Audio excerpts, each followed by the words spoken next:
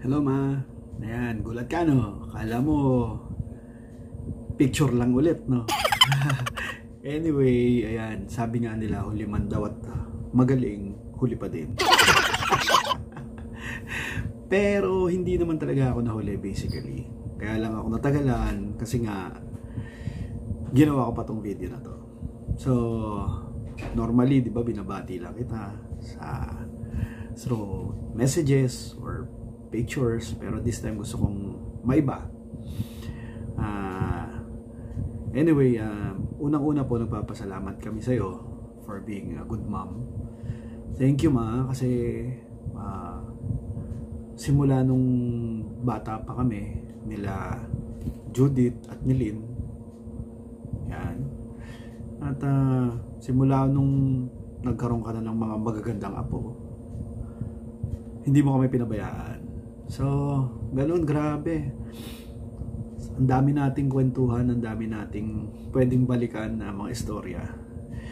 Pero isa sa mga istoryang binabalik-balikan ko, para lang din alam mo, yung istorya na akala ko hanggang doon na lang ako. Tapos, parang isang superhero na Steve Moko. Steve Moko sa mga maraming bagay na kung di mo kami kinuha ni Judith noong time na yun, pakiramdam ko, di ko alam kung saan kami mapupunta. Naging mahirap man yung proseso, pero papasalamat kami sa'yo. Ako, unang-una. And grabe, di ba? Nandyan yung nagkaroon ka na ng extended family. Ayan. Nagkaroon ka na ng mga apo. Nagkaroon ka na ng mga maraming kaibigan. You've been all over the world. Pero one thing's for sure, pag kami nila Lynn at ni Judith nangailangan, nandiyan ka. It may not be for them more, parang mas more sa akin. I thank God na binigyan ako ng nanay na katulad mo sa buhay na ito, at patuloy ka naging nanay kahit na tanda-tanda ko na. Sana magawa rin namin yun sa mga anak namin.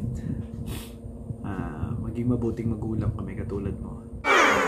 At mabuting kapatid, mabuti lahat. Parang wala naman kaming masamang masabi sa'yo. Isa lang ang hiling ko on this special occasion, na alagaan mo yung sarili mo. Alam namin na inaalagaan mo naman, pero be extra careful. Alam mo naman, 16 ka na.